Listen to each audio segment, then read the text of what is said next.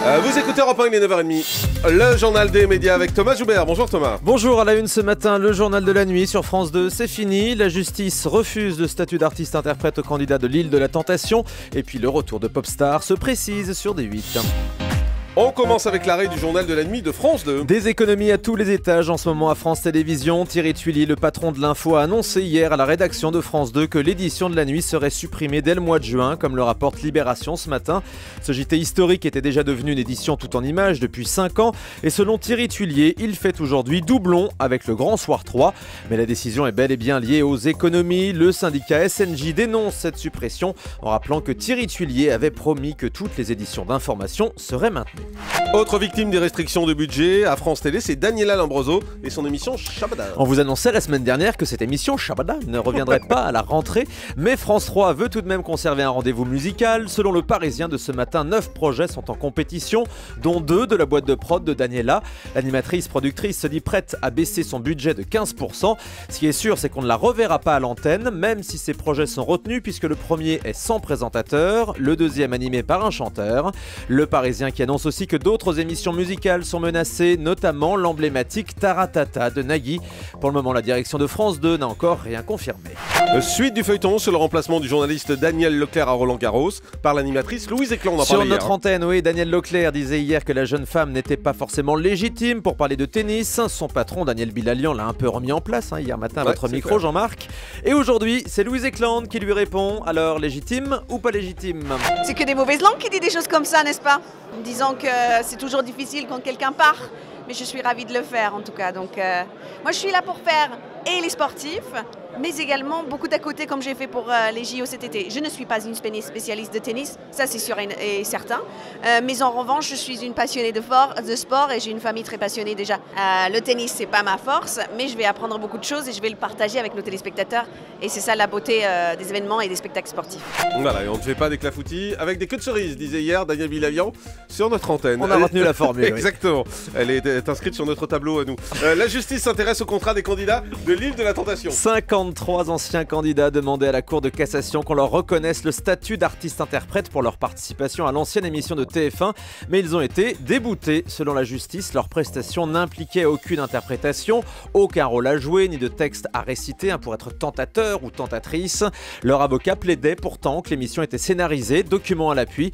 C'est une décision qui va faire jurisprudence et qui s'appliquera désormais à toutes les émissions de télé-réalité.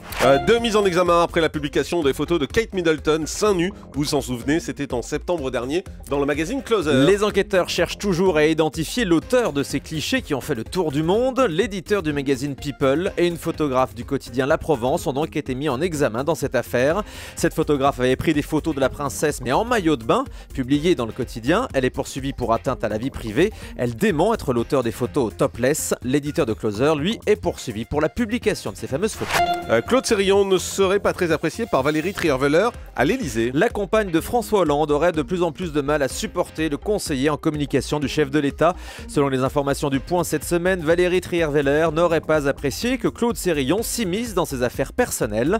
L'ex-présentateur de JT aurait ensuite aggravé son cas en expulsant de leur bureau 2 personnes moins gradées que lui à l'Élysée. Valérie Trierweiler n'aurait pas apprécié la démarche et n'a pas manqué de lui faire savoir ambiance. Le retour de Popstar sur D8 se précise. Le programme devrait arriver à l'antenne d'ici un mois sur D8. Le tournage a donc été très vite. Les premières images ont été présentées à la presse hier. Dans cette nouvelle version de l'émission d'M6, on retrouve un nouveau jury avec notamment le rappeur Lafouine et Alexia Laroche-Joubert. L'objectif de D8, c'est d'arriver à faire oublier le vieux popstar d'M6 avec Mia Fry et ses Pia Pia Pia dans ta tête, vous vous souvenez? Ouais. Bruno Vandelli aussi, c'est quadricolore, comme les 4 couleurs primaires, des souvenirs. Mais non, sur D8, ce sera très Julie moderne. Regarde, elle a le sentiment comme elle n'a jamais regardé Popstar, elle ne comprend pas, c'est des références aux anciens Popstars. Oui, les quadricolores, Bruno Vandelli. Non, Pia Pia Pia dans ta tête, ça on en avait parlé, mais l'autre en couleur. On vous remontrera les images. J'ai zappé. Selon Alexia Laroche-Joubert, donc cette nouvelle formule sera évidemment modernité. Écoutez. ce qui est moderne, déjà je pense que le fait d'avoir fait appel à la fouine, c'était un vrai gage de modernité, c'est assez risqué. Et il est remarquable parce qu'on y découvre un vrai œil de producteur et surtout une vraie empathie. Après, c'est l'écriture qu'on va y mettre. C'est vrai que la télévision a évolué depuis la première diffusion de Popstar. Il faut savoir que c'était même avant la Starac. Maintenant, les fondamentaux sont préservés. Comme je dis toujours, la musique, ça se fait toujours de la même manière. C'est-à-dire qu'il y a des artistes qui vont interpréter des chansons. La modernité, c'est la manière dont on va raconter cette histoire-là. Le journaliste directeur de la radio France Bleu, Philippe Chaffanjon, est décédé brutalement. Oui, il est mort d'une crise cardiaque hier à l'âge de 55 ans. Il était une voix bien connue des auditeurs de RTL puis de Radio France. Il avait été nommé à la direction de France Info en 2007 avant de reprendre le réseau France Bleu, à chaque fois avec succès. Sa disparition a provoqué une vague d'émotion chez tous les journalistes qui l'avaient connu tant il était apprécié. On termine avec le chiffre du jour. 6 millions, c'est la somme que Canal+ va débourser pour couvrir le festival de Cannes. Selon le Canard enchaîné, Canal a encore vu les choses en grand en envoyant 500 personnes sur place, avec comme d'habitude le grand journal et les Guignols en direct de la Croisette. En revanche, le petit journal est puni et reste à Paris. L'émission de Yann Barthès sera d'ailleurs diffusée de 20h30 à 20h50 pendant le festival. Et ça, c'est peut-être un test pour la rentrée. Effectivement, 500 personnes, ça paraît énorme. 500 personnes et 6 millions d'euros. Waouh, ça fait beaucoup d'argent. Et beaucoup de chambres d'hôtel. Et ça, je vous confirme, il doit être beaucoup content. de champagne. Allez, merci beaucoup Thomas Joubert.